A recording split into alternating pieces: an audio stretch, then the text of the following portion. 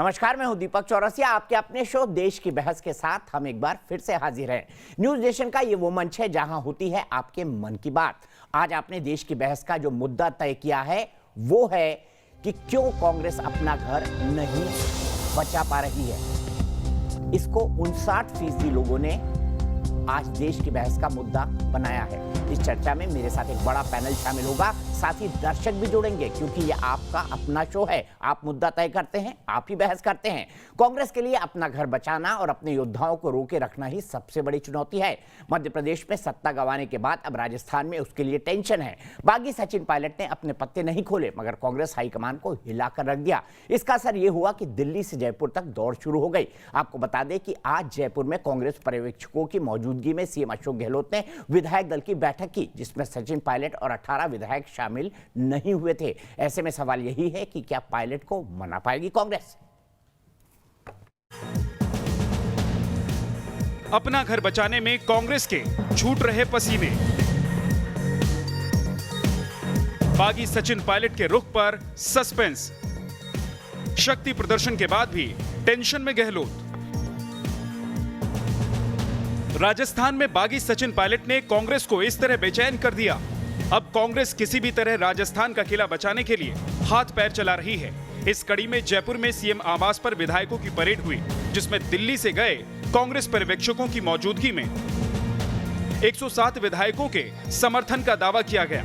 मगर बागी सचिन पायलट और 18 विधायकों की गैर हाजिरी ने मामले को नया मोड़ दे दिया कि लड़ाई अभी बाकी है। ये सियासत ही कह सकते हैं कि वो अशोक गहलोत जो अन्य राज्यों पर सियासी संकट आने पर बाड़ेबंदी किया करते थे, चाहे वो कर्नाटक के संकट की बात हो, चाहे वो मध्य प्रदेश के संकट की बात हो, चाहे वो गुजरात के विधायकों की बाड़ेबंदी की बात हो, लेकिन आज अशोक गहलोत को खुद के ही गढ़ को बचाने के लिए अपने विधायकों की बाड़ेबंदी करनी पड़ रही है। यहाँ आज बैठक हुई, 106 विधायकों का दावा किया गया, लेकिन संख्या 100 के आसपास रही। कांग्रेस ने अपने सभी विधायकों को एक होटल में रखा है। उधर पर्दे के पीछे से सचिन पायलट को मनाने के लिए कांग्रेस पावर शेयरिंग का ऑफर दे रही है। प्रियंका गांधी ने गहलोत पायलट के बीच मध्यस्थता की। अशोक गहलोत मुख्यमंत्री बने रहेंगे, पायलट डिप्टी सीएम और पीसीसी अध्यक्ष बने रहेंगे। 30 दिनों में होगा मंत्रिमंडल का विस्तार। बैठक में गैर हाजिर विधायकों के खिलाफ कार्रवाई होगी। बीजेपी गहलोत सरकार से बहुमत साबित करने की मांग कर रही है, तो उधर सीएम अशोक गहलोत खुद को बेफिक्र होने का दम भर रहे हैं। कह रहे थे क्या है इसके पीछे लॉजिक? जादूगर तो मैं हुई इसमें नई बात क्या हुई? जादू करते करते मैं यहाँ तक पहुँचा हूँ। अंदरूनी कलह का हश्र मध्य प्रदेश में कांग्रेस भुगत चुकी है। अब राजस्थान में करो या मरो के हालात बन रहे हैं। वो आरोप हम पर लगा रहे थे और ये साबित हो गया झगड़ा उनका अपना था। अपना घर संभाल नहीं पाए, तोहमत हमारे ऊपर, हम यही तो कह रहे थे। उनके आलाकमान में दम होता, आलाकमान में किसी तरीके की सूझबूझ होती, उनमें कोई बुद्धि कौशल होता, तो शायद ये नौबत नहीं आती। भारतीय जनता पार्टी कितने भी हथकंडे अपनाए, ईडी, सीबीआई और इनकम टैक्स कितनी भी रेड करें, वो चुनी हुई सरकार को नहीं गिरा पाएंगे, क्योंकि यही राजस्थान की जनता। आज हम देश की बहस में इस मुद्दे पर बात करेंगे कि क्या कांग्रेस हाईकमान की अनदेखी से बगावत के सुर बुलंद हुए और क्या गहलोत की सरकार बचने से मिट गई कांग्रेस में दरार। तो बड़ा सवाल यहां पर है, वो सवाल ये कि कांग्रेस अपना ही घर क्यों नहीं बचा पा रही है। इसी पर आज बहस करेंगे। इसके लार्जर पर्सपेक्टिव पर बात करेंगे। ये भी बात करेंगे कि कांग्रेस में सीनियर और यंग ब्रिगेड का झगड़ा क्या है, ये भी बड़ा सवाल है। लेकिन उससे पहले आज में देश की बहस में क्या है सवाल, क्या कांग्रेस से अपना घर नहीं संभल रहा? ए और बी इसके जवाब है। आप वोटिंग करिए, newsnationtv.com पर जाइए, न्यूज नेशन के मोबाइल ऐप पर जाइए। डाउनलोड करना बहुत ही आसान है। ट्विटर हैंडल @NewsNationTV पर आप जा सकते हैं। न्यूज नेशन के फेसबुक पेज पर जाइए। साथ ही साथ आप अपना जो वीडियो है सवाल का, अपनी राय का हमें व्हाट्सएप कर सकते हैं। हम आपको बहस में शामिल करते हैं। हमारे साथ रोजाना 5 दर्शक जुड़ते हैं और अपना वीडियो भेजकर आप रिक्वेस्ट भी कर सकते हैं कि मैं भी बहस में शामिल होना चाहता हूं। हमारा व्हाट्सएप नंबर है 9711002266। तो सबसे पहले आइए मैं आपको बता दूं कि आज मेहमान कौन कौन जुड़ेंगे हमारे साथ। भारतीय जनता पार्टी के राष्ट्रीय स्पोक्स पर्सन प्रेम शुक्ला जी मौजूद हैं। मेरे साथ डॉक्टर अर्चना शर्मा है, वाइस प्रेसिडेंट है और साथ ही साथ कांग्रेस की बहुत पुरानी नेताओं में से एक है, कद्दावर नेताओं में से एक है डॉक्टर अर्चना शर्मा। राजीव रंजन साहब spokes person Janata Dal United के और एक बहुत ही अच्छे स्पोक्स पर्सन, साथ ही साथ मेरे भाई अनुराग भदौरिया जो कि स्पोक्स पर्सन है समाजवादी पार्टी के, क्योंकि इस पर्सपेक्टिव को भी हमको लेना पड़ेगा कि जो अपोजिशन पार्टीज हैं वो बीजेपी के खिलाफ यूनाइटेड फ्रंट अभी तक क्यों नहीं खड़ा कर पा रही हैं। विनोद अग्निहोत्री सीनियर जर्नलिस्ट थोड़ी ही देर में हमारे साथ जुड़ेंगे और साथ ही साथ वरिष्ठ पत्रकार एनके सिंह साहब भी हमारे साथ जुड़ गए हैं। लेकिन अर्चना जी, आज मैं आपको राजस्थान की जनता की आवाज सबसे पहले सुनवाता हूं। सीधे चलता हूं भरतपुर, मेरे साथ मेरे दर्शक धर्मवीर सिंह जी जुड़े हुए हैं। धर्मवीर सिंह जी, आपसे जानना चाहता हूं ये झगड़ा क्या है? क्या आपको लगता है कि कांग्रेस अपना घर नहीं बचा पा रही है? कुछ फंडामेंटली रॉन्ग है कांग्रेस के अंदर? धर्मवीर सिंह जी सर, दिक्कत तो है। जब से राहुल गांधी जी ने रिजाइन किया है तब से जो एक शीर्ष पे जो नेतृत्व देते थे उसकी एक कमी कांग्रेस पार्टी में बनी हुई है। और चूंकि दिल्ली में कोई जवाब किसी भी क्षेत्रीय नेता को नहीं मिलता है तो उस वजह से वह लोग फिर इधर या उधर ताक झांक करते हैं। इस वजह से कांग्रेस में यह संकट खड़ा हुआ है। तो आप ये मानते हैं कि गलती कांग्रेस के अंदर ही कहीं ना कहीं है फंडामेंटली? धर्मवीर सिंह जी जी बिल्कुल दीपक सर, ये 100% ऐसा लगता है कि कहीं ना कहीं कांग्रेस में कमी है कि वो अपने जो उनके नीचे कैडर है और जो उनके स्थानीय नेता हैं शायद उनकी आवाज को सही समझ नहीं पाती है। इस वजह से उन नेताओं को दूसरी जगह जाना पड़ता है। ठीक है। धर्मवीर सिंह जी, आप भरतपुर से आप जुड़े हुए हैं, क्या लगता है आपको राजस्थान में क्या होगा? गहलोत साहब सरकार बचा पाएंगे या सचिन पायलट बिल्कुल क्रैश लैंडिंग करा देंगे राजस्थान में गहलोत सरकार की? नहीं दीपक सर, ये मध्य प्रदेश नहीं है। राजस्थान में इतना आसान नहीं रहेगा क्योंकि यहाँ समीकरण दूसरे हैं। सचिन पायलट नो डाउट सिंधिया जी की बजाय बड़े नेता हैं। उनके पास जो समर्थन है, जन समर्थन, वो भी सिंधिया जी के से ज्यादा है। लेकिन आप इसे चांस समझिए या फिर गहलोत जी को पहले मौका मिल गया, वो देख चुके हैं कि मध्य प्रदेश में क्या हश्र हुआ है, इसलिए उनकी आप फील्डिंग कर लीजिए। लगता नहीं है कि कांग्रेस में यहाँ सत्ता परिवर्तन हो पाएगा दीपक जी। लगता नहीं आपको? सीधे चलता हूं अर्चना शर्मा जी के पास। अर्चना शर्मा जी, आपने शेर सुना होगा, मुझे तो अपनों ने लूटा, गैरों में कहाँ दम था, मेरी कश्ती वहीं डूबी जहां पानी कम था। तो ये आपके ही लोग क्यों गड़बड़ करते हैं? समझ नहीं आता मुझे कि 6 महीने में हमेशा कोई ना कोई एक क्राइसिस कांग्रेस के अंदरूनी ही खड़ी हो जाती है। और ये भी एक अंदरूनी क्राइसिस है आपकी, क्योंकि सचिन पायलट आपकी पार्टी के अध्यक्ष है राज्य के, और वो नाराज होकर दिल्ली में बैठे, विधायक दल की बैठक में नहीं जा रहे। आप उनके पोस्टर उठा देती है 2 घंटे पहले, 2 घंटे बाद फिर से लग जाते हैं क्योंकि हाला कमान मनाने की कोशिश कर रहा है। तो गहलोत साहब तो मान चुके हैं कि सचिन पायलट गए। ठीक है चौरसिया जी, क्राइसिस ऐसा नहीं है जैसा कि दिखाया जा रहा है।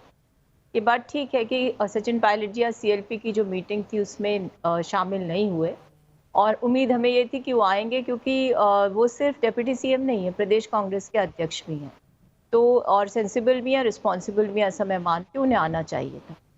नहीं आए वो, तो उनके लिए आपने देखा कि वरिष्ठ नेताओं ने एक प्रेस कॉन्फ्रेंस के माध्यम से इस चीज़ को कहा भी कि हर कांग्रेस के विधायक जो कांग्रेस के सिंबल पर जीते हैं उनके लिए हमारे द्वार हैं और उन्हें पार्टी के प्लेटफॉर्म पर अपनी बात को कहना चाहिए।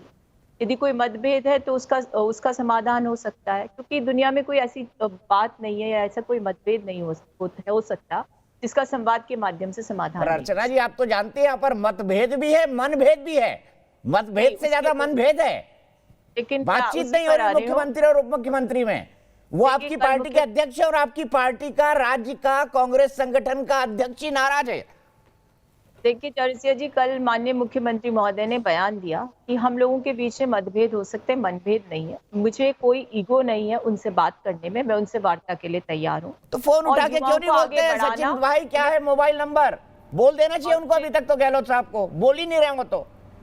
देखिए सचिन जी से सभी सीनियर लीडर्स ने, CWC के जितने हमारे वरिष्ठ नेता हैं, उन सब ने उनसे बात की है, वार्ता की। तो ऐसा नहीं है कि संवादहीनता है जैसे कि हमारे एक दर्शक कह रहे थे।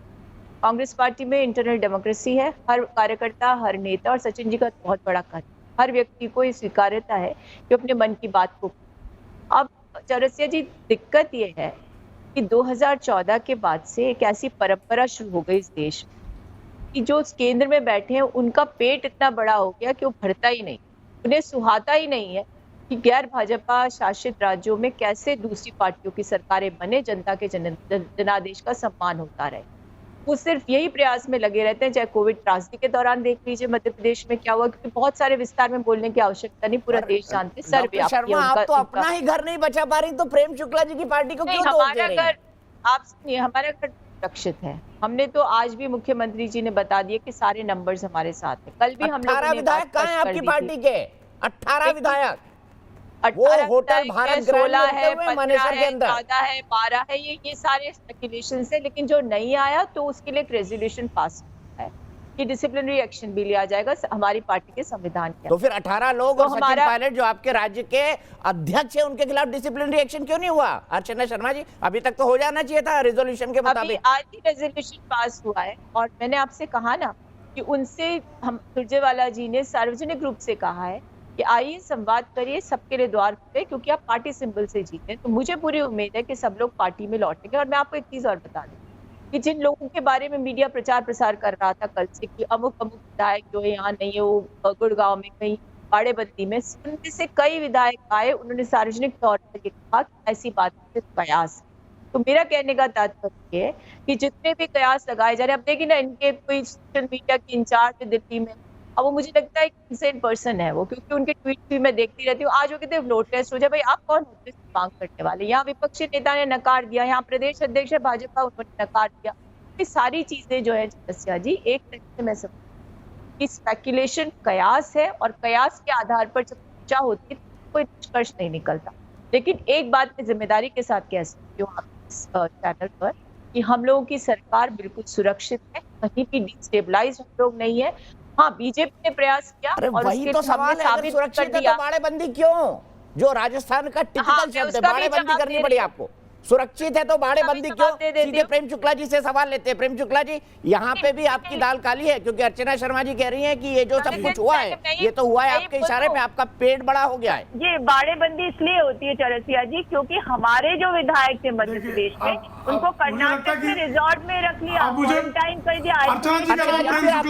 बड़ी लंबी बात हो गई है। प्रेम शुक्ला, जल्दी से डिबेट को खोलते हैं। प्रेम शुक्ला जी, और फिर उनका मन भर गया, लेकिन पेट इतना बड़ा भरता नहीं है, इतनी ज्यादा। अर्चना जी का प्रलाप समाप्त होना शुरू करो। हत्या और करना चाहते हैं, कैसे इनका मन भरेगा ये समझ से परे है। लेकिन राजस्थान में ये बाल बाका नहीं कर सकते कांग्रेस सरकार का। ठीक है अर्चना जी, सीधे प्रेम शुक्ला जी। प्रेम शुक्ला जी, पेट बड़ा हो गया आपका, योगा प्राणायाम नहीं कर रहे हैं आजकल आप? देखिए लोग नहीं, देखिए सबसे संकट ये है कि जिसने लोकतंत्र की हत्या करने का बारंबार काम किया, वो जो है लोकतंत्र की हत्या की दुहाई दे रहा है। 1957 की नंबूदिरी पास सरकार से लेके 2014 तक ऐसे सैकड़ों उदाहरण बताए जा सकते हैं जहां पर कांग्रेस ने असंवैधानिक कुकृत्य किए। पंडित जवाहरलाल नेहरू से लेकर डॉक्टर मनमोहन सिंह तक ने, एक दो नहीं 90 से अधिक सरकारें ऐसी रहीं जिन राज्य सरकारों को विधानसभा का पूर्ण बहुमत था, लेकिन कांग्रेस ने नृशंसता पूर्वक उन सरकारों को बर्खास्त कर दिया। भारतीय जनता पार्टी संवैधानिक लोकतंत्र में विश्वास रखती है। कोई भी एक सरकार ऐसी नहीं है। हर सरकार को लेकर, गोवा की सरकार सर्वोच्च न्यायालय ने कहा सही बनाई, कर्नाटक की सरकार सर्वोच्च न्यायालय ने कहा सही बनाई, मध्य प्रदेश की सरकार सर्वोच्च न्यायालय ने कहा सही बनाई। तो इस देश के संविधान की व्याख्या करने का जिसको अधिकार संविधान ने दिया है, वह सुप्रीम कोर्ट जिन सरकारों को कहती है कि संविधान सम्मत सरकार है, उन सरकारों के संदर्भ में हमेशा टिप्पणी कौन कर रहा है? जिसने 90 बार एसआर मुंबई की केस क्या है भाई, सर्वोच्च न्यायालय ने एसआर मुंबई की केस में किसके खिलाफ, कौन थे वो लोग, किनके खिलाफ किसके खिलाफ जजमेंट आया? तो कृपा करके पहले इस तरह के भारतीय जनता पार्टी पर अनर्गल आप कितने भी आरोप लगा लेंगे, इस देश की जनता का इतिहास बोध, वर्तमान बोध बहुत अच्छा है, उसको भली बात पता है कि आप जो कह रहे हैं उसमें दम नहीं है। दूसरी बात, अब आपके सचिन पायलट आपके प्रदेश अध्यक्ष हैं, आपके उप मुख्यमंत्री हैं, वो कहते हैं आपकी सरकार अल्पमत में है, तो भाजपा के नाम पे छाती कूटने का क्या औचित्य है? भारतीय जनता पार्टी के तो नेता नहीं है ना। सचिन पायलट को साध कर रखने की जिम्मेदारी ये किसकी है?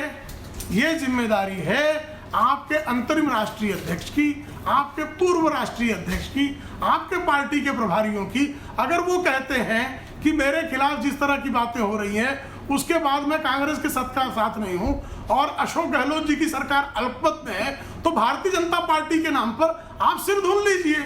लेकिन सत्य से भली भांति इस देश की जनता, राजस्थान की जनता परिचित है कि आपके राष्ट्रीय नेतृत्व से आपका प्रदेश नेतृत्व पूरी तरह से निश्चिंत नहीं है, उसके बल में आशंकाएं हैं। ठीक है, वो न्यायप्रियता को सब हम 40 सेकंड का रखते हैं। प्रेम शुक्ला जी, अर्चना जी, 2 तस्वीरें दिखाता हूं, लेकिन उससे पहले आपको ट्वीट पढ़वाता हूं आदरणीय कपिल सिब्बल जी का, जो कांग्रेस के वरिष्ठ नेताओं में से एक है। कपिल सिब्बल जी का ट्वीट दिखाइए। अर्चना जी ध्यान से सुनिएगा। अपनी पार्टी के लिए चिंतित हूं, ये प्रेम शुक्ला या उनकी पार्टी नहीं कह रही है, कपिल सिब्बल कह रहे हैं, आपके बड़े नेता। क्या घोड़ों के अस्तबल से निकलने के बाद ही हम जागेंगे, यानी विधायक भाग गए? अब ये बताइए, ये मैं नहीं कह रहा हूं, ये प्रेम शुक्ला जी नहीं कह रहे हैं, ये भारतीय जनता पार्टी के नेता नहीं कह रहे हैं, ये ओम माथुर नहीं कह रहे हैं, ये कपिल सिब्बल कह रहे हैं। 2 तस्वीरें भी दिखाऊंगा। अब बताइए, उनको चिंता हो रही है और आप यहाँ पर जो पर्चा है वो बीजेपी के नाम का फाड़ रही है, ऐसा क्यों? देखिए, उनको चिंता हो रही है, उन्होंने अपना मंतव्य रख दिया। लेकिन मैं प्रेम शुक्ला जी आज मेरे साथ 3 चैनल्स पे थे चौरसिया जी, इनका मैं ज्ञानवर्धन करती। यदि मेरा जन्म ही नहीं हुआ हो और उस समय की बातों को मैं सार्थक बता करके और वर्तमान को सब्सटेंशिएट करूं, तो कोई सही लगता है कि जिस पार्टी का 1980 में जन्म हुआ हो वो जाकर के 57-58 की बातें कर रही है? तो कोई अच्छा लगता है? वर्तमान में जीना सीखो। हम तो अटल बिहारी वाजपेयी मानते हैं, स्वर्गीय अटल बिहारी वाजपेयी जी 2005 में आपने आप मुझे लगता है वयस्क हो चुकी है, बौद्धिक वयस्क होना हो लेकिन शारीरिक वयस्कता को प्राप्त है। के बाद हुआ तो इस ओनर्स को भी स्वीकार करिए कि 2014 के बाद 2005 में बूटा सिंह लोकतंत्र की हत्या के नए मुकाम स्थापित किए हैं और आपके सारे मंत्रियों को हमने नाकाम कर दिया। यहाँ पर आपके 2 लोग अरेस्ट हुए हैं, पकड़े गए, सफल करने का प्रयास करते हुए करोड़ों रुपए लेन-देन करने की बात करते हुए। अब आप लोगों की जब सच्चाई सामने आ रही है, तो आप क्या बताना चाहते हो? अगर इतिहास की बात करना चाहते हो तो याद करो पंडित नेहरू को, जिन्होंने आपकी पार्टी, आपकी विचारधारा के लोगों को शामिल करके स्थापित किया था कि हम डाइवर्सिटी में विश्वास करते हैं। आप किस चीज में विश्वास करते हैं? हम जा रहे हैं सचिन पायलट पे बात करें ना। मैं जवाहरलाल नेहरू जी, माननीय इंदिरा गांधी जी, किसी पे नहीं जाना चाहता। मेरे ख्याल से डॉक्टर अर्चना शर्मा, जवाब राहुल गांधी जी को देना है, जवाब सोनिया गांधी जी को देना है, जवाब सबको देना है। लेकिन मैं आपसे एक बात जानना चाहता हूँ, अर्चना जी, कपिल सिब्बल कह रहे हैं कि घोड़े निकल रहे हैं अस्तबल से, तो मतलब आप क्या घोड़े निकल गए तो क्या गधे बचे हैं? को जवाब देना है तो जरा शुक्ला जी से ये भी पूछ लीजिए कि बीजेपी ने हरेन पांड्या के साथ क्या किया, संजय जोशी के साथ क्या किया, आडवाणी जी के साथ क्या किया, यशवंत सिन्हा के साथ क्या किया और मुरली मनोहर जोशी जी के साथ क्या किया। ये बड़ी बड़ी बातें कर रहे हैं, किसको मुकाबले में रखना चाहते हैं? इनका इतिहास जो 2014 से निर्मित हो रहा है वो कलंकित इतिहास है भारत के लिए। ये लोकतंत्र के मेरे ख्याल से हम बहस के मुद्दे से ही भटक रहे हैं। प्रॉब्लम क्या कांग्रेस पार्टी के अंदर है, सवाल आज ये है अर्चना जी। और इसीलिए मैं दोनों अपने वरिष्ठ पत्रकारों को जोड़ूंगा। सबसे पहले विनोद जी, आप कांग्रेस की नस नस को जानते हैं, आप इतने लंबे समय से इस पार्टी को कवर कर रहे हैं, गड़बड़ कहाँ है कांग्रेस के अपने घर में और क्यों? सीधा जानना चाहूंगा 40 सेकंड में। दीपक जी, आप अन्याय कर रहे हैं विमर्श में। दीपक जी, आप देखिए, दीपक जी, मैं 1 मिनट में आ रहा हूँ प्रेम शुक्ला जी, मैं बहस को थोड़ा व्यापक करना चाहता हूँ, इसीलिए जा रहा हूँ विनोद जी के पास, क्योंकि मुद्दा तो कांग्रेस पार्टी के अंदर का है, उसी पर हम बहस करते हैं। आप किया है उसका उत्तर देना आवश्यक है। कांग्रेस के कुकर्मों को लोगों के समक्ष रखना ये दायित्व है इस विमर्श का, क्योंकि बहुत कुकर्मी बातें हुई है। किस काम के लिए इस्तेमाल होते हैं शब्द?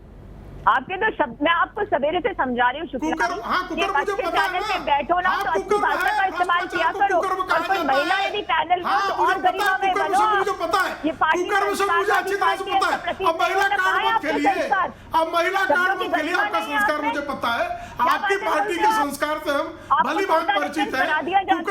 अच्छा, मेरे ख्याल से आप दोनों ने अपना अकाउंट सेटल कर लिया है। अब मैं कांग्रेस पार्टी को समझने के लिए सीधे विनोद जी के फिर एनके सिंह जी के पास चलूंगा, क्योंकि इस बहस को व्यापक स्तर पर ले जाने की जरूरत है। विनोद जी, क्या दिक्कत है इस वक्त कांग्रेस के इंटरनल? क्या कांग्रेस अपना ही घर नहीं बचा पा रही? दिख तो यही रहा है। नहीं, देखिए दीपक जी, सबसे पहली बात तो यह है कि घर पे अगर सेंध लगती है, सेंधमारी होती है, तो पहली जिम्मेदारी तो घर वालों की है कि अपने घर को सुरक्षित रखें, और उसके बाद जब आप मौका देंगे तो जाहिर है जो सेंधमारी करने वाला होगा वो सेंधमारी करने से नहीं चूकेगा। और मैं अर्चना जी को और प्रेम शुक्ला जी को दोनों को सुन रहा था। देखिए प्रेम शुक्ला जी, पहली बात तो यह है कि अतीत की गलतियों के आधार पर वर्तमान की गलतियों को उचित नहीं ठहराया जा सकता। और अर्चना जी, आपको भी स्वीकार करना पड़ेगा कि अतीत में कांग्रेस पार्टी ने बहुत सारी गलतियां की हैं और उसका खामियाजा उसको भुगतना पड़ा, वो 52-53 सीटों पर सिमट गई, तो ये स्वीकार करना पड़ेगा। जहां तक राजस्थान प्रकरण की बात है, ये बिल्कुल सही बात है कि कांग्रेस पार्टी का केंद्रीय नेतृत्व जो है इस समय कई मामलों में अपने लोगों को साथ रखने में मुमकिन नहीं, साथ नहीं रख पा रहा है। और दीपक जी, सबसे बड़ी बात यह है कि जब केंद्रीय नेतृत्व वोट कैचर होता है तो किसी की बाहर जाने की हिम्मत नहीं होती। जब केंद्रीय नेतृत्व वोट कैचर वाली पोजीशन से हट जाता है, जब वो वोट जुटाऊ नहीं रह पाता है, तो सारे छत्रप अपने अपने तरीके से अपना अपना रास्ता नापने लगते हैं। ये बहुत बड़ा सच है। आज बीजेपी में नरेंद्र मोदी जी वोट खिंचाऊ नेता हैं, इसलिए तमाम असंतोष के बावजूद मध्य प्रदेश, राजस्थान, कहीं भी कोई लोग आपस में असंतोष करेंगे लेकिन पार्टी छोड़कर नहीं जाएंगे। जैसे कभी कांग्रेस में इंदिरा गांधी, राजीव गांधी के जमाने में होता था, लेकिन आज राहुल गांधी और सोनिया गांधी के नाम पर उस तरह वोट नहीं मिल रहा है जैसे कि इंदिरा गांधी और राजीव गांधी या नेहरू जी के टाइम मिलता था। तो हर छत्रप को अपना भविष्य जो है असुरक्षित नजर आ रहा है। विनोद जी, आपने अपनी बात कही, लेकिन इस वक्त बहुत महत्वपूर्ण खबर आ रही है और बहुत बड़ी ब्रेकिंग भी अर्चना जी, इसका दो टूक जवाब दीजिएगा। विधायक मुकेश बाकर, जो कि राजस्थान यूथ कांग्रेस के अध्यक्ष हैं, उन्होंने बहुत महत्वपूर्ण ट्वीट किया है। उन्होंने सीधे सीधे सीएम अशोक गहलोत पर निशाना साधा है और जो शब्द का इस्तेमाल किया है वो ये है कि गहलोत की गुलामी मंजूर नहीं है। राजस्थान में गहलोत के खिलाफ अब बगावत आर पार की हो गई है। विधायक मुकेश भाकर के बागी सुर हैं। मुकेश भाकर नजदीकी माने जाते हैं सचिन पायलट के, यूथ कांग्रेस के अध्यक्ष हैं। उन्होंने कहा कि हमें अशोक गहलोत जिंदा हो तो जिंदा नजर आना जरूरी है, उसूलों पर आंच आए तो टकराना जरूरी है। कांग्रेस में निष्ठा का मतलब है अशोक गहलोत की गुलामी, वो हमें मंजूर नहीं है। फिर से मैं ये ट्वीट पढ़ के सुना रहा हूं, अर्चना जी जवाब देना होगा इसका। जिंदा हो तो जिंदा नजर आना जरूरी है, ये लिख रहे मुकेश भाकर। उसूलों पर आंच आए तो टकराना जरूरी है। कांग्रेस में निष्ठा का मतलब है अशोक गहलोत की गुलामी, वो हमें मंजूर नहीं है। अब क्या कहेंगे डॉक्टर अर्चना शर्मा? इस ट्वीट के लिए क्या बीजेपी जिम्मेदार है? अब मुझे बताइए, ये आपके घर का झगड़ा है, अब सार्वजनिक है और अब सार्वजनिक पटल पर आ चुका है। इतना बड़ा विद्रोह कि आपके यूथ कांग्रेस के अध्यक्ष बोल रहे हैं कि हमको अशोक गहलोत की गुलामी मंजूर नहीं है। देखिए, जिन लोगों को जुम्मा 4 दिन हुए राजनीति में आए हुए और पार्टी ने सिंबल पर उनको टिकट दिया और जीत गए कुछ मतों से, अगर वो इस तरह के सचिन भी 2004 में ही आए हैं, मतलब आप उनको मान रही है कि जुम्मा 7 दिन सचिन के भी। मेरी बात सुनिए, अब देखिए मेरी बात को अगर अलर्गल स्वरूप में ले जाएंगे तो अर्थ उसका बेकार हो जाएगा। मैं जो कहना चाहती हूँ सुनिए। अभी तो इन पर यूथ कांग्रेस के इलेक्शन को लेकर एलिगेशन लगा हुआ है। हमने कभी मुखर होकर इस बात को नहीं उठाया, लेकिन किसी भी डिसिप्लिन व्यक्ति को ये अधिकार नहीं है कि वो मुख्यमंत्री के खिलाफ इस तरह का बयान दे। यदि उनके मन में कुछ बात है तो आए ना पार्टी के मंच पर, कौन मना कर रहा है? आज सबको हमने न्योता दिया है, लेकिन यदि कोई ऐसी इनडिसिप्लिन करेगा तो रेजोल्यूशन पास हुआ है, उनके खिलाफ कार्रवाई की होगी। सिंबल पर जीते हो आप, सिंबल, और चुनाव से पहले बोल देते तो पता चल जाता कि किसकी गुलामी और किसकी गुलामी नहीं है। कांग्रेस में कोई किसी का गुलाम नहीं है, ये लोकतांत्रिक पार्टी है, सबको साथ लेने की कवायद होती है। लेकिन यदि महत्वाकांक्षा इतनी ऊंची हो जाए, इंसान पार्टी से बड़ा होने लगे, तो उसको फिर डिसिप्लिन सिखाना पड़ता है। वो पार्टी कर देगी अपने स्तर पर, इसमें कोई ठीक है। तो मतलब आप ये कह रही हैं कि सचिन पायलट को भी डिसिप्लिन सिखाना पड़ रहा है, फिर बात क्यों कर रही है? निकाल के बाहर करिए, क्योंकि गहलोत साहब तो मेजॉरिटी ऑलमोस्ट साबित कर चुके हैं अपने गार्डन में। ये ट्वीट सचिन पायलट जी का नहीं है ना, मुकेश भाकर का है, पहली बार विधायक बने हैं और मुझे लगता है कि कुछ महत्वाकांक्षा बढ़ गई है। और अगर वो सार्वजनिक रूप से इस तरह के बयान देंगे तो आप समझ लीजिए कि पार्टी में अशोक गहलोत जी टावरिंग पर सार्वजनिक तौर पर बगावत तो सचिन पायलट ने भी कर दिया। अर्चना जी, गहलोत जी ने पार्टी में बहुत बड़ा कद है उनका, और उस कद को यदि कोई ऐसा व्यक्ति जिसने पार्टी के सिंबल पर चुनाव जीत करके और अपना वजूद बनाया वो चैलेंज करेगा तो पार्टी उसको संज्ञान मिलेगी। डिसिप्लिन से पार्टी चलती है। मैं आपको सार्वजनिक रूप से आपके चैनल पर कह रही हूँ। मैं मुकेश भाकर पर कार्रवाई होगी तुरंत। अर्चना जी, आप मांग करती हैं कि मुकेश भाकर पर कार्रवाई हो, जो यूथ कांग्रेस के अध्यक्ष हैं? मुकेश भाकर का है, उन्होंने जानबूझ करके ये ट्वीट किया है और वो इसको अपना एक्नॉलेजमेंट देंगे तो निश्चित रूप से कार्रवाई होगी। ठीक है, अर्चना शर्मा कांग्रेस की प्रवक्ता कह रही है मुकेश भाकर पर निश्चित तौर पर कार्रवाई होगी। प्रेम शुक्ला जी, अशोक गहलोत की गुलामी मंजूर नहीं, अगर बात यहां तक चले जाए तो आपको लगता है सुलह सुफाई की कोई गुंजाइश बची है? पहले मैं अर्चना शर्मा जी ने पहले सेगमेंट में 2 आरोप लगाए थे, उनका उत्तर दूंगा। पहले उन्होंने कहा कि 1957 की बात नहीं करनी चाहिए, हम पैदा नहीं हुए थे, लेकिन नहीं आप बीच में बोलिए मत, कम से कम दूसरों को बोलने दीजिए। अभद्रता की कोई सीमा होती है, कृपा करके आप समझ लीजिए कि 2005 में ये कम से कम जो है 15 साल की तो हो ही 2005 साल में पैदा तो हो ही गई होंगी, इतना निश्चित रहा होगा। 2005 में बूटा सिंह के बारे में बिहार में क्या हरकतें की थी सर्वोच्च न्यायालय ने कहा। 2007 में सिबते रजी ने एक विधायक को जब झारखंड में और दूसरे के विधायकों को पुलिस से पकड़कर जब सरकार ने बनाई थी, नहीं मैं वर्तमान में जी रहा हूँ, मैं वर्तमान में जी रहा हूँ। अरे कौन कौन से तथ्य नहीं है, कांग्रेस के कुकर्म है, कांग्रेस के राज्यपालों द्वारा कराए गए कुकर्मों का ब्यौरा है। कुकर्म है कांग्रेस का कुकर्म, कांग्रेस का संवैधानिक कुकर्म, कांग्रेस का संवैधानिक कुकर्म, और उसको संवैधानिक कुकर्म सर्वोच्च न्यायालय ने माना।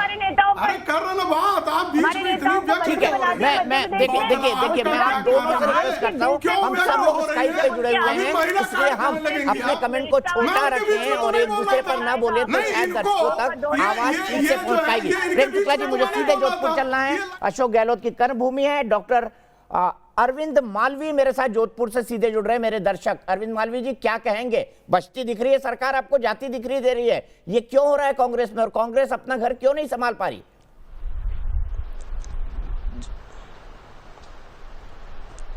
ऐसा है कि जहां तक ये तथ्य और जब सर्वे से ये कांग्रेस के अंदर ये जो कोहराम मचा है, ये अभी कुछ हो सकता है कि मिसअंडरस्टैंडिंग की वजह से ऐसा हो रहा है।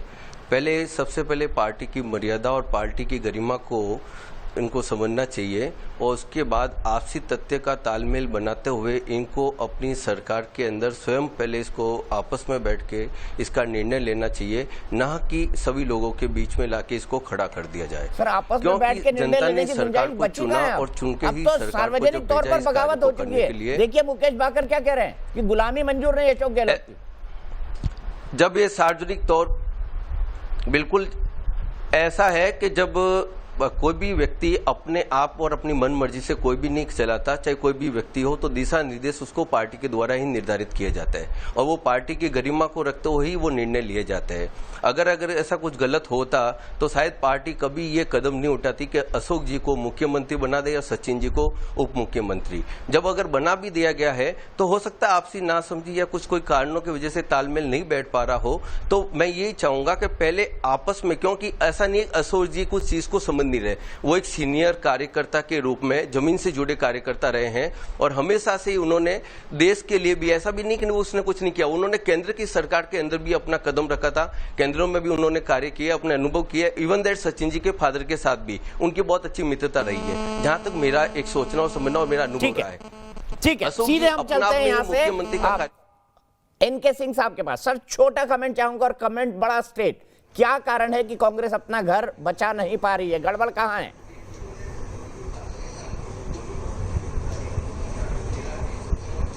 भाई बहुत सिंपल सी बात है दीपक जी, कि भारत में परंपरा रही है कि घर का लड़का अगर बिगड़ता है तो माँ बाप पे उसका आरोप जाता है, पड़ोसी पे थोड़ी जाता है।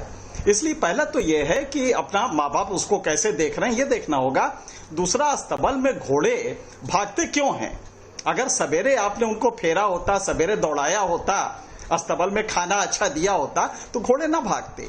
घोड़े अगर भाग रहे हैं आपके तो आपको देखना है। और एक बात बहुत स्पष्ट है कि लीडरशिप के 2 काम होते हैं, एक तो मासेस में एक्सेप्टेबिलिटी, ये पहला होता है, जो विनोद ने बड़ा अच्छा कहा कि अगर अब आप वोट कैचर नहीं हैं तो नरेंद्र मोदी स्पेस तो वो ले ही लेंगे, तो आप अब वोट कैचर नहीं रहे हैं। और दूसरा यह है कि ऑर्गेनाइजेशनल स्ट्रक्चर को आप कितना मजबूत और कमिटेड रखते हैं। क्या आपके कार्यकर्ता वाकई कमिटेड हैं? क्या वाकई कोई आइडियोलॉजी आपकी इस समय रह गई है? इसलिए और उसके लिए कंटिन्यूअस जो वो होता है इंडोक्ट्रिनेशन, क्या आपके यहाँ कोई मैकेनिज्म है? चूंकि ये सब नहीं है तो कांग्रेस अब अवनति की तरफ है, और मुझे लगता है कि जल्दी से अगर इसको नहीं सुधारा गया तो देश के प्रजातंत्र के लिए बड़ा एक नुकसान होगा कि कांग्रेस 134 साल की पार्टी और वो अवनति में जब जाएगी, अस्तित्वहीन होगी, तो मुझे लगता है कि प्रजातंत्र के लिए बहुत नुकसानदेह होगा। बिल्कुल, वाकई। और इसी सवाल को हम लेके जाएंगे कि अगर कांग्रेस के साथ लगातार ऐसा होता रहा तो पार्टी की क्या सिचुएशन बनेगी। लेकिन अभी एक ब्रेकिंग न्यूज आ रही है, मुकेश भाकर की breaking news doctor Archana Sharma ने दी। उन्होंने कहा कि अगर उन्होंने ऐसा कहा है, खुली बगावत है, तो मुकेश भाकर पर कार्रवाई होनी चाहिए। आज बकायदा प्रस्ताव भी पारित हुआ कि जो लोग बैठक में नहीं आ रहे हैं उनके खिलाफ कार्रवाई हो। यह दिखाता है, संकेत देता है कि कम से कम अशोक गहलोत, पायलट गुट ने बड़ा अभी एक ब्रेकिंग आ रहा है, गहलोत सरकार को दी फ्लोर टेस्ट कराने की चुनौती, पायलट को बनाने की कोशिश में जुटी है। लेकिन क्या आज कोई संपर्क हुआ है? सीधे चलते मेरे सहयोगी रवि सिसोदिया के पास, उसके बाद अनुराग भदौरिया और राजीव रंजन जी को मैं इस डिबेट के अंदर लाऊंगा। लेकिन सबसे बड़ी बात रवि, क्या पायलट अभी भी अड़े हुए हैं? ठीक है, एक मिनट रुकते हैं। रणदीप सुरजेवाला कुछ कह रहे हैं।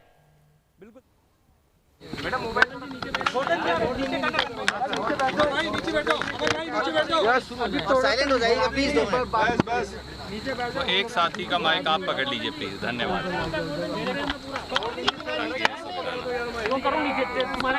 अगर आपकी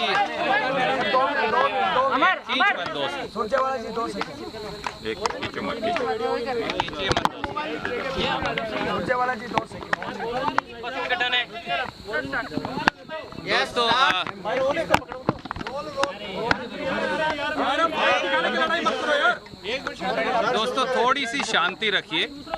माइक नीचे कर लो ना, सबसे बढ़िया। आदरणीय अजय माखन जी, हमारे महासचिव प्रभारी श्री अविनाश पांडे जी और मैं आपके बीच में एक महत्वपूर्ण बात कहने के लिए उपस्थित हुए हैं। आज सुबह पत्रकार साथियों के माध्यम से सार्वजनिक तौर से भारतीय राष्ट्रीय कांग्रेस ने कांग्रेस पार्टी के सभी विधायक साथियों समेत उन सारे साथियों जो किसी वजह से दिल्ली या मानेसर के होटल में गए हुए हैं, समेत हमारे उप मुख्यमंत्री सचिन पायलट जी और दूसरे साथियों के सहित ये दरख्वास्त की थी कि परिवार के सदस्य परिवार के अंदर ही उनकी शोभा है, परिवार के सदस्यों का सम्मान और इज्जत परिवार के अंदर ही है। राजस्थान की 8 करोड़ जनता ने कांग्रेस पार्टी को बहुमत राजस्थान की सेवा के लिए दिया है, और ये सेवा के लिए 5 वर्ष का समय राजस्थान के 8 करोड़ बहादुर लोगों ने कांग्रेस पार्टी और उसकी सरकार को दिया है। इसलिए कांग्रेस विधायक दल के एक एक सदस्य, वो चाहे मात्र विधायक हो, मंत्री हो, उप मुख्यमंत्री हो या मुख्यमंत्री हो, कांग्रेस पार्टी के हर कार्यकर्ता और विधायक साथी का ये कर्तव्य है कि सेवा के इस यज्ञ में आगे बढ़कर सहयोग दें।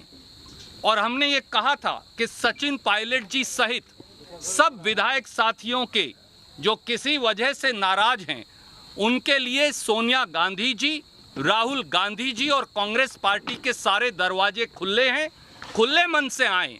अगर कोई मतभेद है उसकी चर्चा करें।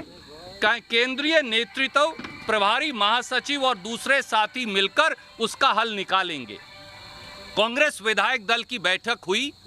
कांग्रेस के सब विधायकों, हमारे इंडिपेंडेंट साथियों और घटक दलों का हम फिर धन्यवाद करेंगे कि 109 के बहुमत के साथ भारतीय राष्ट्रीय कांग्रेस की राजस्थान की सरकार, अशोक गहलोत जी के नेतृत्व वाली सरकार में संपूर्ण बहुमत से हमारे विधायक साथियों ने अपना समर्थन पत्र भी दिया, अपना विश्वास भी दिया और भारतीय जनता पार्टी के विधायकों की खरीद फरोख्त के षड्यंत्रकारी मंसूबों को फेल कर दिया। प्रजातंत्र का चीरहरण की भाजपा की कोशिशों को खारिज कर दिया। इसी कड़ी में राजनीतिक परिस्थिति की चर्चा करने के लिए हमारे प्रभारी महासचिव पांडे जी, इनके नेतृत्व में हमने ये निर्णय किया है कि कल सुबह 10 बजे कांग्रेस विधायक दल की एक और बैठक राजस्थान में यहीं बुलाई जाएगी और एक बार फिर समेत माननीय सचिन पायलट जी के सभी विधायक साथियों से हम उन्हें लिखकर भी भेज रहे हैं। हमने अनुरोध किया है कि आइए राजनीतिक यथास्थिति पर चर्चा करिए, राजस्थान को कैसे मजबूत करें ये चर्चा करिए, राजस्थान की हम कैसे मिलकर सेवा करें ये चर्चा करिए, 8 करोड़ जनता की कैसे मदद करें आइए ये चर्चा करिए। और अगर किसी व्यक्ति विशेष से कोई मतभेद है तो खुले मन से वो भी कहिए। कांग्रेस नेतृत्व सोनिया गांधी जी और राहुल गांधी जी सबकी बात सुनने और उसका हल निकालने के लिए संपूर्ण तैयार हैं। कल 10 बजे ये बैठक होगी। मुझे ये विश्वास है कि सारे कांग्रेस पार्टी के विधायक साथी, मंत्री, उप मुख्यमंत्री और मुख्यमंत्री जी सहित सब साथी इसमें भाग लेंगे और राजस्थान की समस्याओं और जिस प्रकार से षड्यंत्रकारी हमला भाजपा ने प्रजातंत्र और राजस्थान की इस असमत पर बोला है, प्रजातंत्र पर बोला है, इसका एक निर्णायक हल हम निकाल पाएंगे। बहुत बहुत धन्यवाद। सचिन पायलट अपने विधायकों के साथ नहीं आते तो आगे रोल ऑफ एक्शन आपकी पार्टी का क्या होगा? आदरणीय साथी, आपको ये कैसे मालूम है कि कोई साथी आएगा या नहीं आएगा? ना अभी बैठक हुई, ना बैठक में किसी ने हिस्सा लिया। जब बैठक होगी उसमें कोई हिस्सा लेगा या कोई गुरेज करेगा, उसके बाद आपका सवाल प्रासंगिक है। बहुत बहुत धन्यवाद। पायलट को मनाने की आखिरी कोशिश, रणदीप सुरजेवाला ने साफ संकेत दे दिए हैं कल सुबह 10 बजे तक मीटिंग के अंदर आ जाएं। मेरे ख्याल से ये कांग्रेस की आखिरी कोशिश है। परसों रात में, माफ कीजिएगा, कल रात में अविनाश पांडे ने साफ साफ कहा था कि अगर सचिन पायलट नहीं आए तो आज ही की बैठक के बाद उन पर कार्रवाई हो जाएगी। लेकिन आज सुबह रणदीप सुरजेवाला के सुर बदले, उन्होंने कहा कि पायलट बातचीत का रास्ता खुला रखें। अब कांग्रेस एक आखिरी कोशिश कर रही है और हकीकत क्या है? क्या पायलट से अभी तक कांग्रेस हाईकमान की कोई बात हुई है? क्या पायलट अभी भी अड़े हुए हैं? रणदीप सुरजेवाला एक तरह से उन्हें कह रहे हैं कि कल सुबह 10 बजे तक आ जाइए, अपने घर में वापस आ जाइए, वरना कार्रवाई के लिए तैयार रहें। क्या पायलट मानेंगे? सीधे चलते हैं हमारे सहयोगी रवि सिसोदिया के पास। रवि, अब तो रणदीप सुरजेवाला ने साफ साफ कर दिया कि कल सुबह 10 बजे तक या तो पायलट आ जाएं या आगे की कार्रवाई। हकीकत क्या है? पायलट क्या अभी तक मान गए हैं? और रणदीप सुरजेवाला ने कल सुबह 10 बजे तक का गैप क्यों दिया? आ जाइए 10 बजे सुबह तक। और उन्होंने शब्द का इस्तेमाल किया, निर्णायक फैसला करेंगे। निर्णायक फैसला क्या होगा? सचिन पायलट को बाहर का रास्ता दिखाया जाएगा या सचिन पायलट मान जाएंगे? क्या लगता है आपको? बिल्कुल, देखिए दीपक जी, जिस तरह से आज एक बैठक बुलाई गई थी सीएलपी की और उसके बाद जो आंकड़े हैं, हालांकि 109 के आंकड़े पहले बात बताया जा रहे थे, आज भी रणदीप सिंह सुरजेवाला ने बताया कि 109 के आंकड़े अभी भी हैं। जहां तक सचिन पायलट का सवाल है, सचिन पायलट को लेकर कांग्रेस की तरफ से स्टैंड कभी नरम कभी गर्म होता दिख रहा है। आज दिन भर अगर आप देखें तो कांग्रेस का स्टैंड सचिन पायलट को लेकर काफ़ी नरम रहा।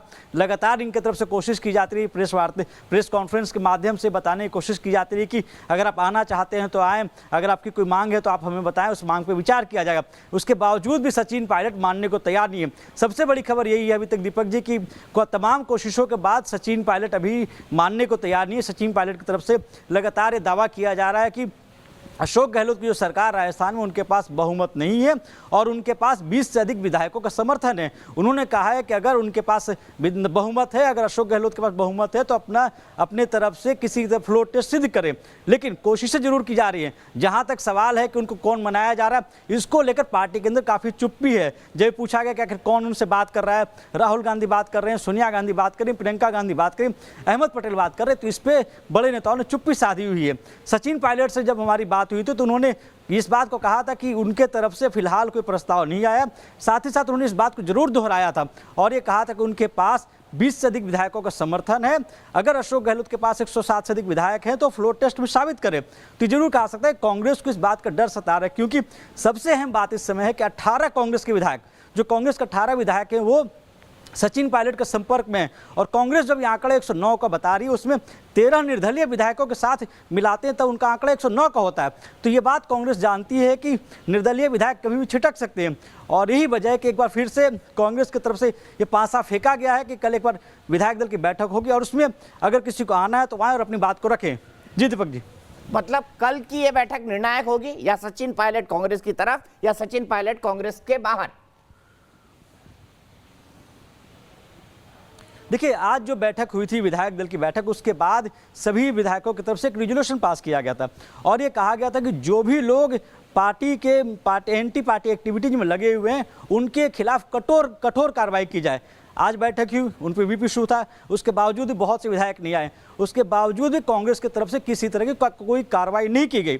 तो कांग्रेस को इस बात का डर जरूर सता रहा है कि अगर वो सचिन पायलट या उनके साथ जो लोग हैं उन पर अगर कोई कार्रवाई करते हैं तो और विधायक छिटक सकते हैं। और यही वजह है कि एक और ऑफर दिया जा रहा है। हालांकि जहां बातचीत का सवाल है, बातचीत अभी तक हो नहीं पा रही है, और यही वजह है कि प्रेस कॉन्फ्रेंस के माध्यम से एक और ऑफर दिया गया सचिन पायलट को कि वो आए और अपनी बात को रखें कि क्या समस्या है उनके साथ।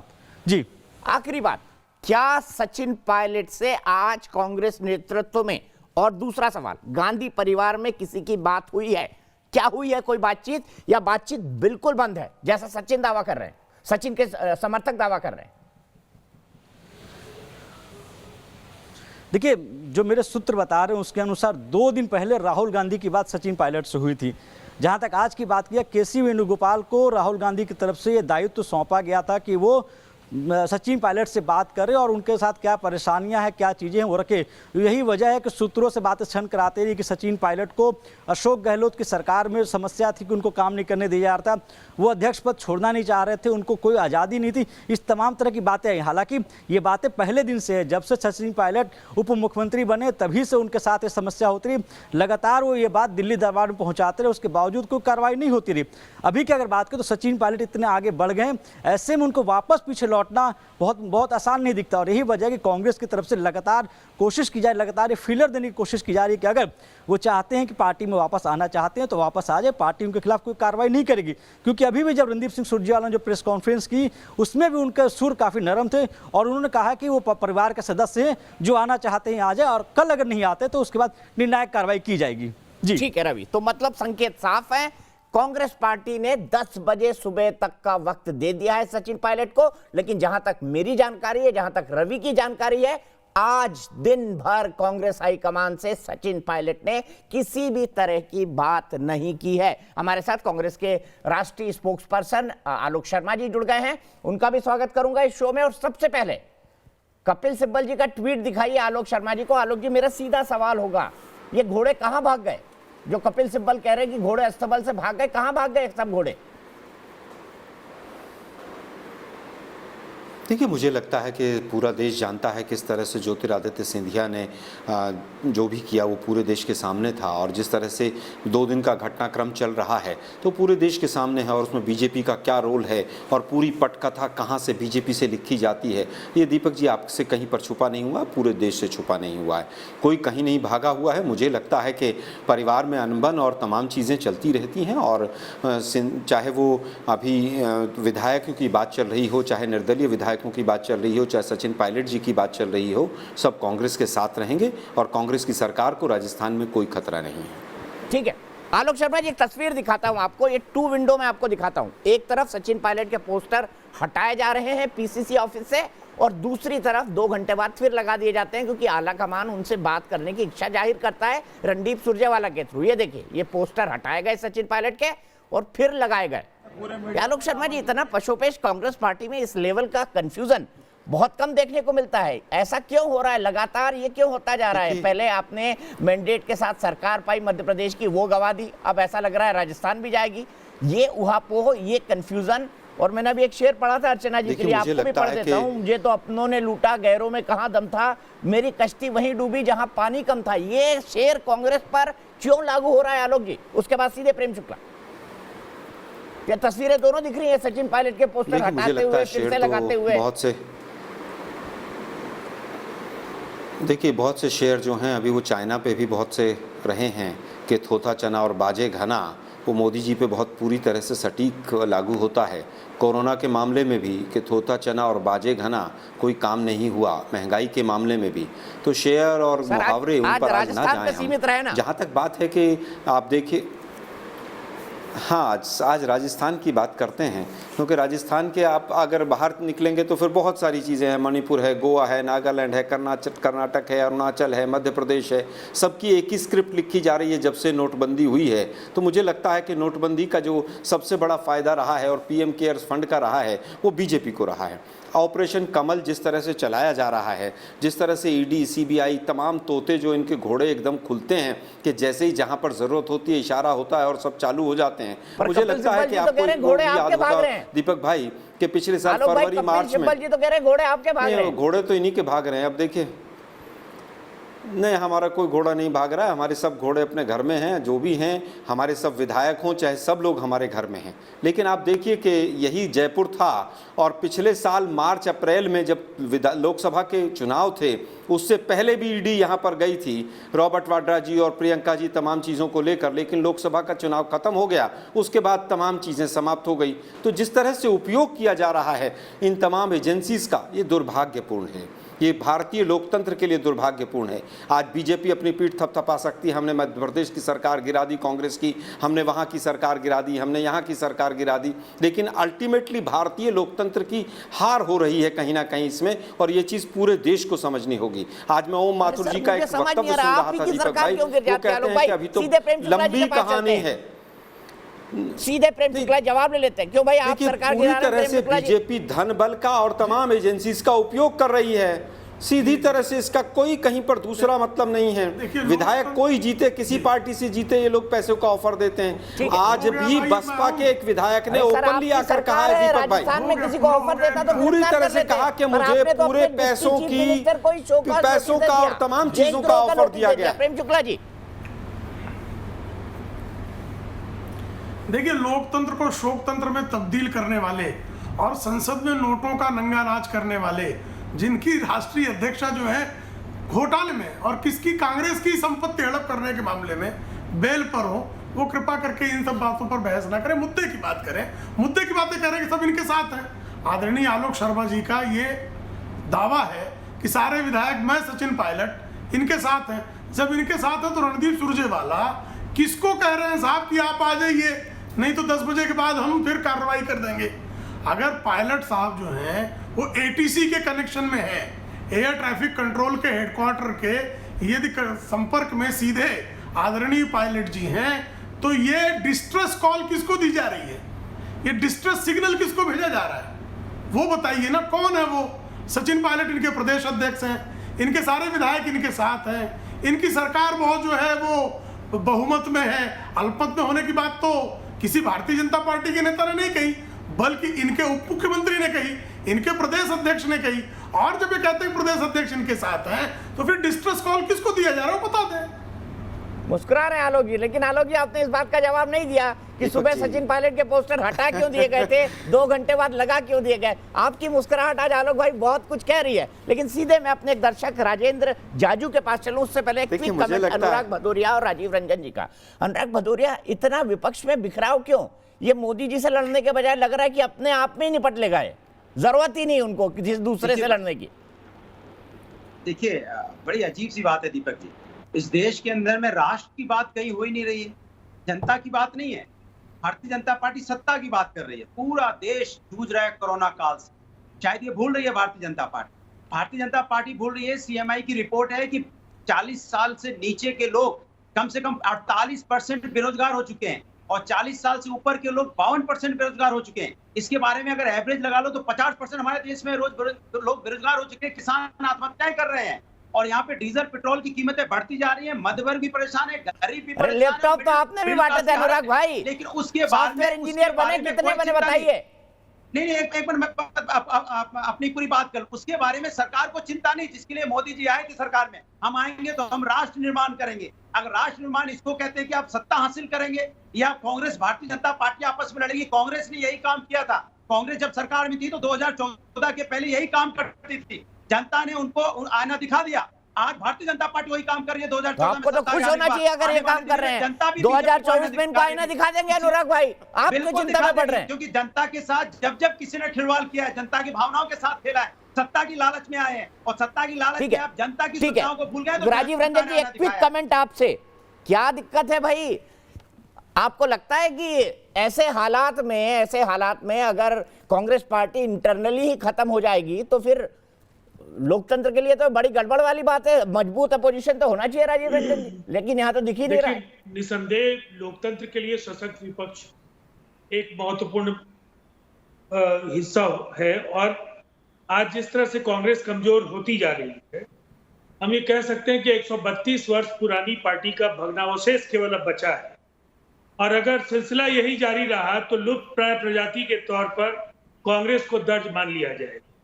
और चाहे जो कुछ भी राहुल गांधी कहे, राहुल गांधी जी का जो ये नेतृत्व है, इसने कांग्रेस को कहीं का नहीं छोड़ा है। अगर तुक्के से राज्यों में जीत मिली तो लोकसभा चुनाव में उस जीत पर पानी फिर गया। असंतोष क्यों बढ़ रहा है? इसलिए कि संवादहीनता की स्थिति है, और जो नेता जिनके नाम पर आप जनादेश मांगने गए राजस्थान और मध्य प्रदेश में, उन नेताओं को छल करके आपने जनादेश का भी अपमान किया। आज ये जो कुछ राजस्थान में हो रहा है, इसके पहले मध्य प्रदेश में हुआ, इसकी वजह बिल्कुल साफ है।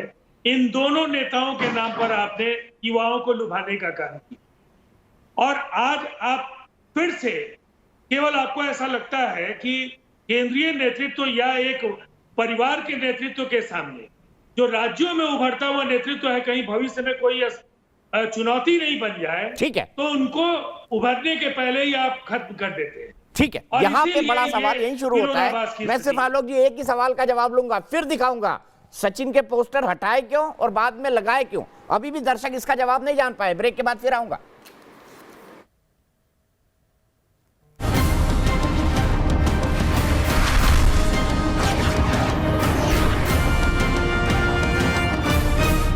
तो इस वक्त की ब्रेकिंग न्यूज हम आपको बता दें, एक बार फिर आखिरी कोशिश की है कांग्रेस पार्टी ने। रणदीप सुरजेवाला ने आज कहा कि कल सुबह 10 बजे फिर विधायक दल की बैठक होगी। सचिन पायलट को एक बार फिर निमंत्रण दिया गया है और उन्होंने कहा है कि उसके बाद आगे की निर्णायक कार्रवाई होगी। तो क्या कांग्रेस पार्टी ने मन बना लिया है? कल सुबह 10 बजे आर या पार। सचिन पायलट से जहां तक मेरी जानकारी है, सूत्रों के हिसाब से अभी तक किसी भी कांग्रेस के बड़े नेता की बात नहीं हो पाई है। संवादहीनता की स्थिति अभी बची हुई है। 2 दिन पहले सचिन पायलट की राहुल गांधी से बात हुई थी, लेकिन उस बात में किसी भी तरह का कोई निर्णय नहीं निकला था, जिसके बाद सचिन पायलट को भवन में चले गए हैं और उन्होंने साफ साफ तौर पर अपनी नाराजगी बता दी है। उनके एक नजदीकी यूथ कांग्रेस के अध्यक्ष ने अभी कहा है कि अशोक गहलोत की गुलामी उन्हें मंजूर नहीं है। सवाल ये था कि अगर आज बैठक में ये पास हो चुका था प्रस्ताव कि जो विधायक नहीं आए हैं, जो विरोधी गतिविधि कर रहे हैं, उनके खिलाफ कार्रवाई की जाए, तो फिर सुबह 10 बजे तक का मौका एक बार फिर से सचिन पायलट को देना। कांग्रेस होपिंग अगेंस्ट होप कर रही है, उम्मीद के आगे भी उम्मीद कर रही है कि शायद सचिन पायलट वापस आ जाए। लेकिन इतनी दूर जाने के बाद क्या सचिन पायलट वापस आएंगे? सीधे हम बहस को खोले। मेरे साथ प्रेम शुक्ला जी बने हुए हैं, कांग्रेस पार्टी के राष्ट्रीय प्रवक्ता। आलोक शर्मा जी है, माफ कीजिएगा, प्रेम शुक्ला जी बीजेपी के राष्ट्रीय प्रवक्ता, आलोक शर्मा जी कांग्रेस के राष्ट्रीय प्रवक्ता, एनके सिंह साहब वरिष्ठ पत्रकार, अनुराग भदौरिया जी समाजवादी पार्टी के राष्ट्रीय प्रवक्ता और विनोद अग्निहोत्री जी वरिष्ठ पत्रकार मेरे साथ बने हुए हैं। सीधे चलता हूं मैं सबसे पहले राजेंद्र जाजू, हमारे एक दर्शक सामाजिक कार्यकर्ता हैं, मेरे शहर इंदौर से जुड़े हुए हैं। राजेंद्र जाजू जी, पोहे जलेबी चल रहे सुबह सुबह?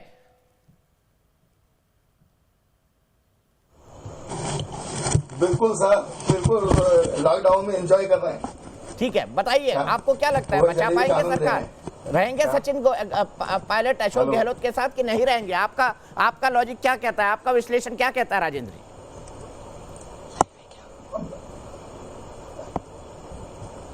देखिए सर, सचिन पायलट किसी हालत में नहीं रहेंगे।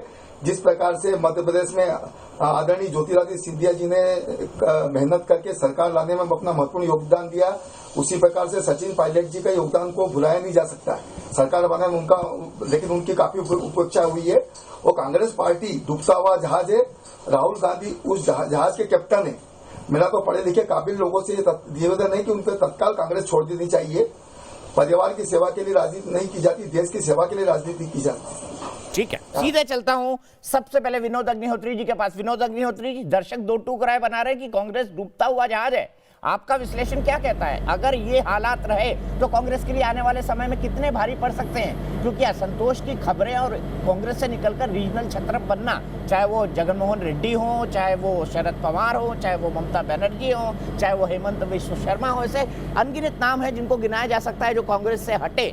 कुछ लोग बर्बाद भी हुए कांग्रेस से हटने के बाद, लेकिन कुछ बड़ी संख्या में आबाद भी हुए। अगर ये स्थिति रही तो आप कांग्रेस के लिए आने वाले समय में क्या संकट देखते हैं विनोद जी? नहीं, कांग्रेस के लिए चुनौतियां तो गंभीर है, निश्चित रूप से कठिन चुनौती है। खैर मैं ये तो नहीं मानता कि डूबता हुआ जहाज है। एक समय लोग बीजेपी को डूबता हुआ जहाज कहते थे, लेकिन नरेंद्र मोदी जी ने आकर के टर्न अराउंड कर दिया और बीजेपी आज सबसे बड़ा जहाज बन गई। तो कहीं ना कहीं कांग्रेस के अंदर एक इंटरनल लीडरशिप की जरूरत है और कांग्रेस को रीथिंकिंग करनी पड़ेगी। कांग्रेस नेतृत्व को सोचना पड़ेगा, गंभीरता से विचार करना पड़ेगा। और जो एडहॉकिज्म है कांग्रेस के शीर्ष स्तर पर कि हर चीज को टालते जाना, उससे निकलना पड़ेगा। वो चाहे राहुल गांधी के नेतृत्व में कांग्रेस रहे, चाहे प्रियंका गांधी के नेतृत्व में रहे, या गांधी परिवार के अलावा किसी के भी नेतृत्व में रहे, कांग्रेस की लीडरशिप को एडहॉकिज्म से निकलना पड़ेगा। हर चीज को आप टालते जाते हैं, संगठन की नियुक्तियां आप टालते हैं, फैसले आप टालते जाते हैं। आप सोचते हैं कि अपने आप समय के साथ सब चीजें ठीक हो जाएंगी।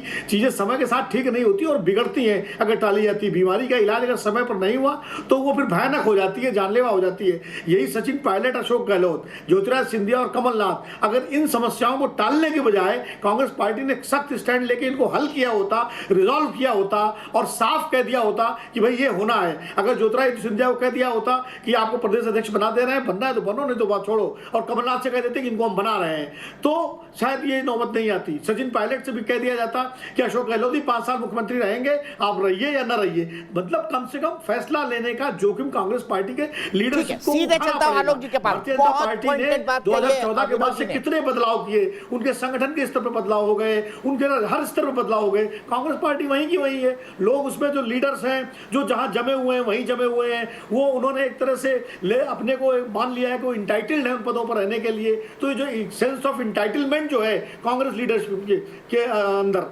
उसको बदलना पड़ेगा। और कांग्रेस पार्टी की जरूरत इस देश को है, भारतीय जनता पार्टी की भी जरूरत है, कांग्रेस पार्टी की भी जरूरत है। ये डेमोक्रेसी है, बिल्कुल, और दूसरे दलों की भी जरूरत है। ये बहुदलीय लोकतंत्र है। सीधे चलता हूं आलोक जी के पास इसी सवाल को लेके। सर, आपकी पार्टी में डिसीजन क्यों नहीं होते? विनोद जी बिल्कुल पॉइंटेड बात कह रहे हैं। सिंधिया और कमलनाथ में फाइट चल रही है, टाल दो। सचिन पायलट और गहलोत साहब में नहीं बन रही है, टाल दो। ये क्यों होता है? ये क्यों होता है? और फिर मैं आपको दिखा रहा हूं वो तस्वीर, दिखाएं मेरे प्रोड्यूसर रवि भाई। रवि दिखाइए, ये सचिन पायलट के पोस्टर पहले हटाए गए फिर लगाए क्यों गए? आलोक शर्मा जी इसका जवाब दे दीजिए, ये मुझे समझ में नहीं आया। ये देखिए, ये पोस्टर हटाए गए सुबह सचिन पायलट के, फिर लगाए गए। दीपक जी देखिए, दीपक जी मैं उत्तर देता हूँ। मेरे सामने टीवी नहीं है, लेकिन मैंने वो पोस्टर हटते हुए और लगते हुए देखे हैं। कहीं ना कहीं कार्यकर्ताओं की जो भावनाएं हैं उनको ठेस लगी थी और उनको समझाया गया कि सचिन पायलट जी हमारे साथ ही है, कहीं दूर नहीं है, और वापस उन पोस्टर्स को लगवाया गया है। अब 3-4 जो पिन पॉइंटेड सवाल हमसे पूछे गए हैं, मैं उनका उत्तर दे देता हूं। सबसे पहले भदौरिया जी हमारे बड़े अच्छे मित्र हैं, सशक्त विपक्ष की बात की। जब मुलायम सिंह जी पार्लियामेंट में खड़े होकर मोदी जी की तारीफ कर रहे थे, तब शायद सोचना चाहिए था कि सशक्त विपक्ष क्या होता है। जेडीयू के प्रवक्ता राजीव रंजन जी तो मेरे बड़े भाई की तरह हैं। कहावत है कि छाछ तो बोले ही बोले, छालनी भी बोले। नहीं आलोक जी, मैंने दूसरी चीज बोली है। नहीं, आपने कहा सशक्त विपक्ष होना चाहिए। एक मिनट अनुराग जी, मैं किसी के बीच में नहीं बोला, मैंने राष्ट्र की बात की है। मैंने बोला कि राष्ट्र। चलिए, अच्छी बात, हो सकता मेरे समझने में फर्क रहा हो, लेकिन देश ने ये समझा था कि मुलायम सिंह जी ने मोदी जी की पार्लियामेंट में तारीफ की थी और अगली सरकार बनने की भी शुभकामनाएं दी थी। चर्चा क्यों नहीं हो रही है? और हमने बोला कांग्रेस बहुत अच्छी बात है, बहुत अच्छी बात। वापस आते हैं अनुराग, 2014 में कांग्रेस हटी, अनुराग जी, अनुराग जी गलती कर रही है जो भारतीय जनता पार्टी भी हटेगी। चलिए कोई बात नहीं अनुराग जी, अनुराग जी 2014 के बाद तो लड़ाई कौन लड़ रहा है ये मैं जानना चाहता हूँ। जनता कहाँ पे है? अनुराग जी कौन कर रहा है? जनता तो अनुराग जी आपने, अनुराग जी डीजल पेट्रोल के दाम बढ़ रहे हैं, किसान आत्महत्या दीपक जी अब इनको ही बुलवा लीजिए। आत्महत्या नहीं कर रहा है। अनुराग भाई हमारे डिबेट के गदाधारी भीम है, वो कभी भी भड़क सकते हैं। गद्दारी भी नहीं, हमने बोला, हमने अपनी बात रखी राष्ट्र के लिए। ठीक है, देखिए अनुराग भाई आलोक कंक्लूड करिए, आप आपके 1 मिनट। कांग्रेस की नहीं, शुक्ला जी महिमा मंडल कर रहे हैं भारतीय जनता पार्टी की, आप अपनी अपनी पार्टी की महिमा मंडल कर रहे हैं, लेकिन राष्ट्र की बात नहीं हो रही है ना। इस बात की चिंता मुझे है कि जनता की बात भी तो कोई करेगा कि अपनी अपना गदा उठाए घूमेंगे। वो तलवार भांज रहे हैं, अच्छी है, वो तलवार भांज रहे हैं, मेरे मोदी जी अच्छे हैं, लेकिन राष्ट्र कहाँ चला गया? राष्ट्र की हालत है कि 50% लोग हमारे बेरोजगार हो गए यहाँ पे, उनको रोजगार कौन देगा? डीजल पेट्रोल 80 रुपए पार हो गया लोगों के पास। आज आपको पता है किसानों की हालत क्या है? वो सिंचाई के लिए डीजल नहीं खरीद पा रहे। अच्छा, ठीक है अनुराग भाई हम राजस्थान में आज आलोक जी, क्यों ये सिचुएशन बनी, क्यों फैसले नहीं लेती है कांग्रेस? विनोद जी का बड़ा पॉइंटेड सवाल है आपके लिए। नहीं, मुझे लगता है कि अनुराग भाई को इतना बोलने से पहले मुलायम जी की स्टेटमेंट सुननी चाहिए थी पार्लियामेंट की। मैं उनके विरोध में नहीं जा रहा। अब जेडीयू की बात है, इनको तो डीएनए शायद अपना पता चल गया होगा। अरे वो तो देखिए, ये देश की परंपरा, आप लोगों ने क्या क्या बोला है। आप राफेल पे एक सवाल नहीं उठा पाए थे। आप लोग अब रुकिए थोड़ा सा भाई। अनुराग जी आप डिबेट को कहीं से कहीं पहुंचा देते हैं। दीपक जी कंट्रोल कीजिए इनको। उन्होंने तो मनमोहन सिंह को भी आशीर्वाद दिया था। बेकार में कहाँ टॉपिक पहुंचा रहे हैं अनुराग भाई ठीक है, आखिरी 5 मिनट है। आलोक शर्मा जी सबसे पहले, फिर एनके सिंह साहब के पास जाना है और डिबेट करा लेंगे अपने आप। मैं नहीं बोलूंगा बिल्कुल दीपक जी, अनुराग जी को बोलने दीजिए। अब नहीं आप बोलिए, अनुराग जी को बोलने दीजिए। आपने मुलायम सिंह की बात की तो नहीं को बोलने दीजिए। ना बोलिए आलोक भाई बोलिए, वक्त नहीं है हमारे पास। मैं बिल्कुल नहीं बोलूंगा, आप ही बोलिए और बताते रहिए। आप ही बोलते रहिए अनुराग जी, दीपक जी बुलवाते रहेंगे। आपने मुलायम सिंह जी की बात बोली, आदरणीय नेताजी की बात बोली, उन्होंने मनमोहन सिंह को भी बोलते रहिए, बहुत अच्छी बात है। मुलायम सिंह जी ने पार्लियामेंट में मोदी जी की तारीफ नहीं की थी क्या? अरे जब लोकसभा में थे तो लोकसभा में, कोई भी लोकसभा में यही बोलते रहिए, आप बोलते रहिए। नहीं, किसी का व्यक्तित्व क्या होता है, किसी का बोलते रहिए, आप बहुत अच्छी तरह से बोलते रहिए। मोदी जी की सरकार दोबारा लाइए आप लोग। अरे आप फिर वही बात आप लाने में लगे हैं। आप जो मोदी जी की सरकार दोबारा ले आइए, शुभकामनाएं दीजिए उनको। आप लाने में लगे हैं, आप अपनी भूमिका में सक्षम नहीं है। अच्छा, ये मत करिए, रोज यहाँ पर पार्लियामेंट में सपा जो है धरना दे रही है आकर। अरे लड़ना भारतीय जनता पार्टी से लड़ रहे हैं। मेरे ख्याल से विपक्ष बनाने में बहुत वक्त बाकी है। आलोक शर्मा जी, 4 साल दूर है इलेक्शंस। आलोक शर्मा जी प्लीज। देखिए दीपक जी, मुझे लगता है कि जेडीयू को तो अपना डीएनए पता चल गया होगा। राहुल गांधी जी के और कांग्रेस के साथ मिलकर ही चुनाव लड़ा था इन्होंने। तो मैं इतना ही कहूंगा, सृजन घोटाला रात को भी शायद इनको याद आता है, इसलिए हमें ईडी और सीबीआई से डर नहीं लगता है, इनको जरूर डरता होगा। जहां तक बात आज की है, आप मुझे केवल ये बता दीजिए कि कितने राज्यों में बीजेपी ने आने के बाद सरकार गिराई है? क्या वहां पर लोकतंत्र की हत्या हुई थी कि नहीं हुई थी? राहुल गांधी जी से के आने के बाद कितने राज्यों में हमने सरकार बनाई, वो भी पूरे देश ने देखा था। आप केवल बीजेपी के लोग ऑपरेशन कमल चला सकते हैं, इसके अलावा कुछ नहीं कर सकते हैं। कोरोना से नहीं लड़ सकते हैं, मोदी जी थाली पिटवा सकते हैं, इसके आगे कुछ नहीं कर सकते हैं। बीजेपी के प्रवक्ता जो मुस्कुरा रहे थे, एक हॉस्पिटल का नाम बता के जाइए जिसमें कोरोना का इलाज हो रहा और मोदी जी ने बनाया उसको। आप लोग केवल उपहास कर सकते हैं, आप लोग केवल दूसरे की बुराई कर सकते हैं। मैं तो कहूँगा ईडी, सीबीआई, इनकम टैक्स को क्यों भेज रहे हैं अमित शाह जी? स्वयं चले जाएं जयपुर, पीएम केयर्स फंड से अगर परचेजिंग करनी है, खरीदारी करनी है तो ओपन में बैठ के करें ना आप लोग। पीएम केयर्स फंड का हम जवाब नहीं देंगे। चाइना से हजारों करोड़ रुपए हम पीएम केयर्स फंड में लेंगे, लेकिन पूरा देश देशद्रोही है। केवल बीजेपी जो है वो देशभक्त है। चाइना हमारी जमीन पर कब्जा जमा कर बैठा है, लेकिन राजस्थान, यहाँ विधायकों को तोड़ेंगे, बसपा के विधायकों को तोड़ो, इनको तोड़ो। सर राजस्थान की बात कर रहा हूं मैं। राजस्थान में पूरी तरह से भाजपा का रचा हुआ षड्यंत्र है। थोड़ा चाइना तक चले गए थे, ये नहीं चाहते जयपुर से सीधे बीजिंग। मुझे लगता है कि हमारी सरकार पूरी तरह से सेफ है। हमारे आज भी 107 विधायक वहां पर मौजूद थे और बीजेपी का हाल यह है कि खिसियानी बिल्ली खंबा नोचे। ठीक है, सीधे चलता हूं एनके सिंह जी के पास। एनके सिंह जी एक के बाद एक सरकारों को गिरा रहे हैं। एनके सिंह साहब का ऑडियो चला गया। आलोक भाई, आशीष तिवारी, डॉक्टर आशीष तिवारी बिजनेसमैन मुंबई से हमारे साथ जुड़ गए, मेरे एक दर्शक है। आशीष तिवारी जी क्या कहेंगे, आपको क्या लगता है कांग्रेस अपना घर क्यों नहीं बचा पा रही? जी नमस्कार, मैं बिजनेसमैन नहीं हूं, मैं डॉक्टर हूं और हॉस्पिटल एडमिनिस्ट्रेटर हूं। कांग्रेस की जो बात करें तो इसमें सेंट्रल लीडरशिप की कमी साफ साफ झलक रही है। इस मौके पर हम केंद्र सरकार या दूसरी सरकारों की बुराई को एक तरफ रख दें, हमें राजस्थान पे फोकस करना चाहिए। ये कोरोना का काल चल रहा है, पूरे देश में संकट छाया हुआ है, राजस्थान भी गहरे संकट में है। ऐसे अवसर पर अगर हम राजनीति करें, पार्टी तोड़ने की बात करें और जोड़ तोड़ चल रही हो, तो जनता के साथ विश्वासघात है ये बिल्कुल नहीं होना चाहिए था। और ये आज अकेले एक दिन की घटना नहीं है, ये महीनों से इस तरह की परिपाटी चली आ रही होगी। धीरे धीरे ये एक दूध में उबाल आज आ गया। तो सेंट्रल लीडरशिप का रोल यहाँ पर आता है कि जब ये छोटी खटपट होती है उसको सॉल्व करना चाहिए, इतना बड़ा नहीं बना देना चाहिए कि सीधे चलता हूं एनके सिंह जी के पास। एनके सिंह साहब, साफ साफ कहा विनोद जी ने कि डिसीजन नहीं ले पाती है कांग्रेस, ये दिक्कत क्यों?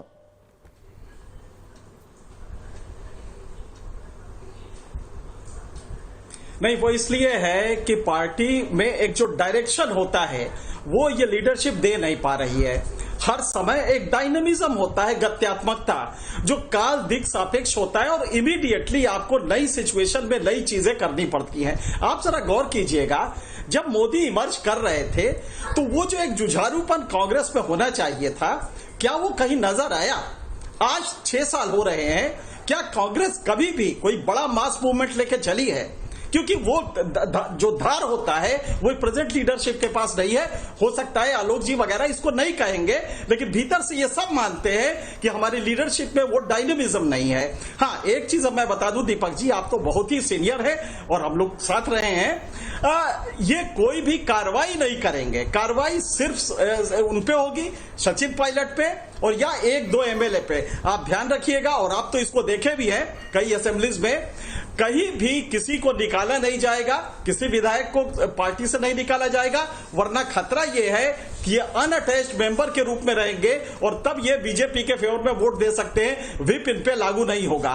तो टेक्निकली मैं एक बात समझा दूं कि भारत के संविधान के लिस्ट शेड्यूल 10(2)(2) में बहुत स्पष्ट है कि कोई भी अगर निकाल दिया गया पार्टी से तो वो अनअटैच्ड मेंबर हो जाएगा।